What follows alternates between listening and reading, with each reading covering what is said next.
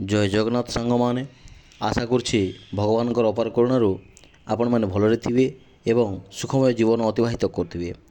ଆଜି ଆମେ ସାହିତ୍ୟ ସିନ୍ଧୁ ପୁସ୍ତକର ଦଶମ ଶ୍ରେଣୀ ଭୀମଙ୍କ ସିଂହନାଦ ରଡ଼ିର ତୃତୀୟ ଭାଗରେ ପହଞ୍ଚି ସାରିଛେ। ଆଜି ଆମେ ଭୀମଙ୍କ ଦ୍ୱାରା ସିଂହନାଦ ପ୍ରାପ୍ତି ଏବଂ ପ୍ରଥମ ଗର୍ଜନ ଏବଂ ଦ୍ୱିତୀୟ ଗର୍ଜନ ବା ଦ୍ୱିତୀୟ ବାଦନ ବିଷୟରେ ଆଲୋଚନା କରିବା। ଆମେ ବିଷୟବସ୍ତୁକୁ ଆଲୋଚନା କରିବା ପୂର୍ବରୁ ଟିକେ ବ୍ୟାସ ସରୋବର ବିଷୟରେ ସମ୍ୟକ୍ ଜ୍ଞାନ ଆହରଣ କରିବା। ହେଲେ ବ୍ୟାସ ସରୋବର କ'ଣ ପିଲାମାନେ? ନା, ଏଟା ଅଡ଼ପା ମହାତୀର୍ଥ। ଯେତେବେଳେ ବ୍ୟାସଦେବ ଗୁପ୍ତରେ କ'ଣ କରୁଥିଲେ ନା, ମହାଭାରତ ଓ ଅଷ୍ଟାଦଶ ପୁରାଣ ଇତ୍ୟାଦି ରଚନା କରୁଥିଲେ। ବ୍ୟାସଦେବ କ'ଣ କରୁଥିଲେ ନା, ମହାଭାରତ ଏବଂ ପୁରାଣ ରଚନା କରୁଥିଲେ। କେମିତି ରଚନା କରୁଥିଲେ ନା, ଗୁପ୍ତ ଲୁଚି କରି ରଚନା କରୁଥିଲେ। ସେହି ସମୟରେ ଦଶଯଜ୍ଞ ନାଶ ପରେ ଶିବ ନିଜକୁ ଶୀତଳ କରବାର ଲାଗି ସେ କ'ଣ କଲେ ନା, ବ୍ୟାସ ସରୋବରରେ ପ୍ରବେଶ କଲେ। ଅତ୍ୟନ୍ତ କ୍ରୋଧିତ ହୋଇଯାଇଥିଲେ। ତେଣୁ ଶୀତଳ କରିବା ପାଇଁ ନିଜ ଶରୀରକୁ ସେ ବ୍ୟାସ ସରୋବରକୁ ପ୍ରବେଶ କଲେ। ତେଣୁ ବ୍ୟାସଙ୍କ କାର୍ଯ୍ୟରେ ବ୍ୟାଘାତ ସୃଷ୍ଟି ହେବାରୁ ଶିବ କ'ଣ କଲେ ନା, ଅଭିଶାପ ଦେଇଥିଲେ ଯେ ଯଦି କୌଣସି ଶରଣାଗତ ଅନନ୍ୟ କୌଣସି ଉପାୟ ନ ପାଇ ଯଦି ବ୍ୟାସ ସରୋବର ଭିତରକୁ ପ୍ରବେଶ କରେ, ତାହେଲେ ତା'ର ଶତ୍ରୁ କବଳରୁ ରକ୍ଷା ଯଦି କେହି ଅନନ୍ୟ ଉପାୟ ହୋଇ ଶତ୍ରୁ କବଳରୁ ରକ୍ଷା ପାଇବା ପାଇଁ ଯଦି ଏଠାରେ ସେ ଆଶ୍ରୟ ନେଇଥାଏ, ତାହେଲେ ଯଦି ଶତ୍ରୁ ବ୍ୟାସ ସରୋବରକୁ ପ୍ରବେଶ କରିବ ବଳପୂର୍ବକ ଭାବରେ, ତାହେଲେ ସେ ଧ୍ୱଂସ ହୋଇଯିବ। ଏଟା ହେଲା ବ୍ୟାସ ସରୋବର କଥା। ଏବେ ଆମେ ଯିବା ପିଲାମାନେ ଆମର ବିଷୟବସ୍ତୁକୁ। କ'ଣ କହୁଛି ଟିକେ ବୋଲିବା ପିଲାମାନେ। ଆରେ ଆରେ ନିଶତ କିମ୍ପା ହଉ ମାନ ଗୋବିନ୍ଦ, କରେ ଧରି ପାଣ୍ଡବ ତାହା ଚୁମ୍ବିଲା ସିଂହନାଦ। ଆକ୍ରୋଶୀଣ ସିଂହନାଦ ଭୀମସେନ ଗାଡ଼େ କଲେ ବାଦ୍ୟ। ମହିମଣ୍ଡଳ କମ୍ପିଲା ପ୍ରଥମ ଶବଦ, ନଳିନୀ ପତ୍ରରେ ଯେହ୍ନେ ପଡ଼ନ୍ତେଣ ପାଣି। ପୃଥିବୀ ଦଳ ଦଳିତ କମ୍ପଇ ମେଦିନୀ, ସଞ୍ଚା ଛାଡ଼ି କରି ଯେ ବୁଲଇ ମନ୍ଦର। ମାନ ଗୋବିନ୍ଦ ନିଦ୍ରା ଭାଞ୍ଜି ଉଠି ବସିଲା ଧାତିକାର। ପୁଣିଆର କେରଡ଼ିଏ ଦେଲା ବୀର ଭୀମ, 6 ଲକ୍ଷ ଯୋଜନେ ଆକାଶେ କମ୍ପିଲା ବିରଜମ। ପାତାଳେ ଅନନ୍ତ ନାଗର କମ୍ପିଲା କଫେରୁ, ନବଦ୍ୱୀପ ଶପଥ ସାଗର କମ୍ପିଲା ଟଳମଳ ହୋଇଲା କମେରୁ। ପିଲାମାନେ ଗୀତଟା ଗାଇଲେ ବେଶ ସୁନ୍ଦର ଲାଗିବ ହେଲା। ତାହେଲେ ଆମେ ୟାର କଠିନ ଶବ୍ଦ ଗୁଡ଼ିକ ଟିକେ ଦେଖିଦେବା ପିଲାମାନେ। କ'ଣ ଅଛି ସବୁ କଠିନ ଶବ୍ଦ? ନିଶତ କହିଲେ ବଳହୀନକୁ ବୁଝାଏ। ଚୁମ୍ବିଲାର ଅର୍ଥ ହେଲା ସିଂହନାଦ ବଜାଇବା ପାଇଁ ଓଠରେ ଲଗାଇଲା।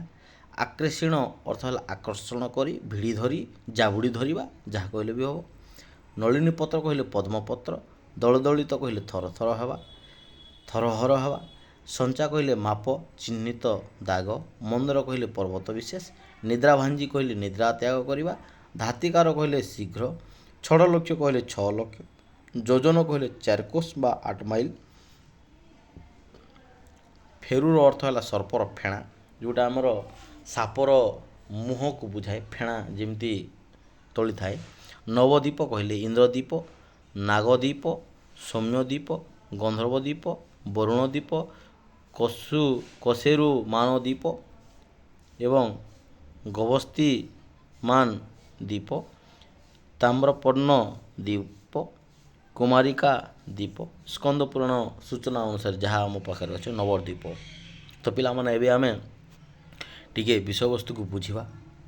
କ'ଣ ଅଛି, କ'ଣ କହିବା ପାଇଁ ଚାହୁଁଛି ଭୀମ? ଆରେ ଆରେ ନିଶତ କିମ୍ପା ହେଉ ମାନ ଗୋବିନ୍ଦ। ଏଟେ ପିଲେ ମାନ ଗୋବିନ୍ଦ କହିଲେ କାହାକୁ ବୁଝୁଛି ନା, ମାନ ଗୋବିନ୍ଦର ଅର୍ଥ ହେଲା ଦୁର୍ଯ୍ୟୋଧନ। ଜଣେ ହେଲା ଦୁର୍ଯ୍ୟୋଧନକୁ ବୁଝାଉଛି ପିଲାମାନେ। ଏବଂ ଏଠାରେ ସେ କ'ଣ କହୁଛି ଯେ ନିଶତ କାହିଁକି ପାଇଁ ହେଉଛି ରେ ଦୁର୍ଯ୍ୟୋଧନ, ଆରେ ଆରେ ନିଶତ କିମ୍ପା ହଉ ମାନ ଗୋବିନ୍ଦ। ତ ଦୁର୍ଯ୍ୟୋଧନକୁ କହୁଛନ୍ତି ଭୀମ ଯେ ନିଶତ କ'ଣ ପାଇଁ ହେଉଛୁ। କରେ ଧରି ପାଣ୍ଡବ ତାହା ଚୁମ୍ବିଲା ସିଂହନାଦ।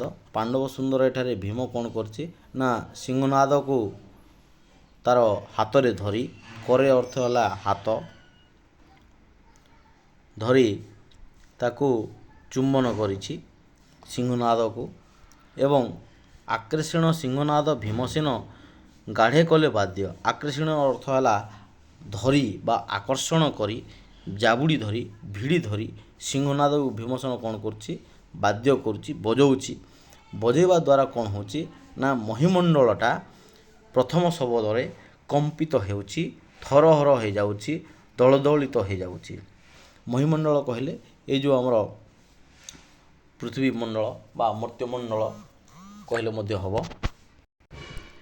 ଯେତେବେଳେ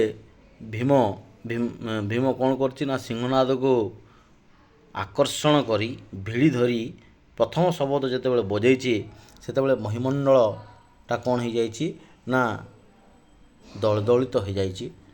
ଯେମିତିକି ନଳିନୀ ପତ୍ରରେ ଯେନେ ପଡ଼ନ୍ତେଣ ପାଣି, ଅର୍ଥାତ୍ ନଳିନୀ ପତ୍ରରେ ଯେତେବେଳେ ପାଣି ପଡ଼ିବ ଯେମିତି ମାନେ ଥରହର ହୋଇଯିବ, ଯେମିତି ହଲିଯିବ, ଠିକ୍ ସେହିଭଳି ପୃଥିବୀ ଦଳଦଳିତ କମ୍ପଇ ମେଦିନୀ। ଏଇ ଯେଉଁ ମେଦିନୀଟା, ଏଇ ଯେଉଁ ପୃଥିବୀଟା କ'ଣ ହେଉଛି ନା କମ୍ପମାନ ସୃଷ୍ଟି କରୁଛି। କ'ଣ ପାଇଁ ନା ଯେତେବେଳେ ସିଂହନାଦଟା ପ୍ରଥମ ଶବଦ ବାହାର କରିଛି, ସେ ସମୟରେ ପୃଥିବୀଟା ଦଳଦଳିତ ହୋଇଯାଇଛି, ଥରହର ହୋଇଯାଇଛି। ଏବଂ ସଞ୍ଚା ଛାଡ଼ି କରି ଯେ ବୁଲଇ ମନ୍ଦର, ମନ୍ଦର କହିଲେ ଏଠାରେ ପର୍ବତ ବିଶେଷକୁ ବୁଝାଉଛି ପିଲାମାନେ। ବୁଲଇର ଅର୍ଥ ହେଲା ବୁଲିବାକୁ କୁହାଯାଉଛି। ସଞ୍ଚା ଛାଡ଼ି ଅର୍ଥାତ୍ ନିର୍ଦ୍ଦିଷ୍ଟ ସ୍ଥାନ, ମାପ, ଚିହ୍ନିତ ଦାଗକୁ ବୁଝାଉଛି। ସେଠୁ ଛାଡ଼ି କ'ଣ କରୁଛି, ସେ ବୁଲୁଛି। କ'ଣ ବୁଲୁଛି ନା ପର୍ବତ ଗୁଡ଼ିକ ବୁଲିଲା ଭଳିଆ ଜଣାପଡ଼ୁଛି। ଯାହାଫଳରେ ମାନଗୋବିନ୍ଦ କ'ଣ କଲା ନା ମାନଗୋବିନ୍ଦ ନିଦ୍ରା ଭାଞ୍ଜି ଉଠି ବସିଲା ଧାତିକର। ସେ ଚମକି ପଡ଼ିଛି କିଏ, ମାନଗୋବିନ୍ଦ, ଦୁର୍ଯ୍ୟୋଧନ।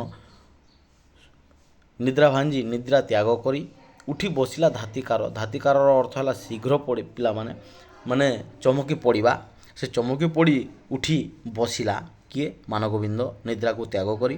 ପୁଣି ଆରକେ ରଡ଼ିଏ ଦିଲା ବୀର ଭୀମ। ପୁଣି କ'ଣ କଲା ବୀର ଭୀମ, ଦ୍ୱିତୀୟ ରଡ଼ି ଦେଇଛି, 2 ନମ୍ବର ରଡ଼ି ଦେଇଛି। ପ୍ରଥମ ରଡ଼ିରେ ସେ କ'ଣ ହେଇଛି, ମେଦିନୀଟା ନଳିନୀ ପତ୍ର ପରି କମ୍ପମାନ ସୃଷ୍ଟି କରିଛି, ଦଳଦଳିତ ହୋଇଯାଇଛି ଏବଂ ପର୍ବତ ଗୁଡ଼ିକ ବୁଲିଲା ଭଳିଆ ଜଣାପଡ଼ୁଛି। ଦ୍ୱିତୀୟ ରଡ଼ି ଯେତେବେଳେ ଦେଇଛି, ଛଡ଼ ଲକ୍ଷ ଯୋଜନେ ଆକାଶେ କମ୍ପିଲା ବୀର ଯମ। ଛଡ଼ ଲକ୍ଷ ଯୋଜନ, ଛଡ଼ କହିଲେ 6 ଲକ୍ଷ, ଯୋଜନ କହିଲେ 4 କୋଶ ବା 8 ମାଇଲ, କମ୍ପିଲା ବୀର ଯମ। ଯମପୁର ମଧ୍ୟ କ'ଣ ହେଇଛି ନା କମ୍ପମାନ କରୁଛି। ପାତାଳେ ଅନନ୍ତ ନାଗର କମ୍ପିଲା କ ଫେରୁ। ସ୍ୱର୍ଗ, ମର୍ତ୍ତ୍ୟ, ପାତାଳ ଅଛି। ପାତାଳରେ ଆମେ ଜାଣିଛୁ ପିଲାମାନେ କ'ଣ ଅଛି ନା ଅନନ୍ତ ନାଗ ଅଛି। ଅନନ୍ତ ନାଗର ଫେରୁ, ଫେରୁ କହିଲେ କ'ଣ ନା ଫଣା, ସାପର ଫଣାକୁ ବୁଝାଉଛି। ପାତାଳେ ଅନନ୍ତ ନାଗର କମ୍ପିଲା କ ଫେରୁ। ପାତାଳରେ ଥିବା ଅନନ୍ତ ନାଗର ବା ସାପର ଫେଣାଟା ମଧ୍ୟ କ'ଣ ହେଇଛି ନା କମ୍ପମାନ ସୃଷ୍ଟି କରିଛି। ଆଉ କ'ଣ ହେଇଛି, ନବଦ୍ୱୀପ ଶପଥ ସାଗର କମ୍ପିଲା ଟଳମଳ ହୋଇଲା କ ମେରୁ। ନବଦ୍ୱୀପ, ନବଦ୍ୱୀପ କହିଲେ ଇନ୍ଦ୍ରଦ୍ୱୀପ, ନାଗଦ୍ୱୀପ, ସୌମ୍ୟଦ୍ୱୀପ, ଗନ୍ଧର୍ବଦ୍ୱୀପ, ବରୁଣଦ୍ୱୀପ, କାଶେରୁ ମାନଦ୍ୱୀପ, ଗହସ୍ତୀ ମାନଦ୍ୱୀପ, ତାମ୍ରପର୍ଣ୍ଣ ଦ୍ୱୀପ, କୁମାରିକା ଦ୍ୱୀପ, ଏହିପରି 9ଟି ଦ୍ୱୀପ ଏବଂ ଶପଥ ସାଗର 7ଟି ସାଗର କ'ଣ ହେଇଛି ନା ଟଳମଳ ହୋଇଯାଇଛି ଏବଂ କମ୍ପମାନ ହୋଇଯାଇଛି ପ୍ରଥମ ରଡ଼ି ଏବଂ ଦ୍ୱିତୀୟ ରଡ଼ିରେ। ଆଜି ପାଇଁ ଏତିକି ପିଲାମାନେ। ଯଦି କିଛି ଅସୁବିଧା ଥାଏ ତାହେଲେ କମେଣ୍ଟ ମାଧ୍ୟମରେ ନିଶ୍ଚିତ ଭାବରେ ଜଣାଇବେ ଏବଂ ଯଦି କେଉଁଠି ଭୁଲ ମଧ୍ୟ ଥାଏ ତାହେଲେ ନିଶ୍ଚିତ ଭାବରେ ଜଣାଇବାକୁ ଅନୁରୋଧ। ଆଜି ପାଇଁ ଏତିକି। ଧନ୍ୟବାଦ। ଥ୍ୟାଙ୍କ ୟୁ ଟୁ ଅଲ୍ ପିଲାମାନେ। କଲ୍ୟାଣ ମସ୍ତୁ।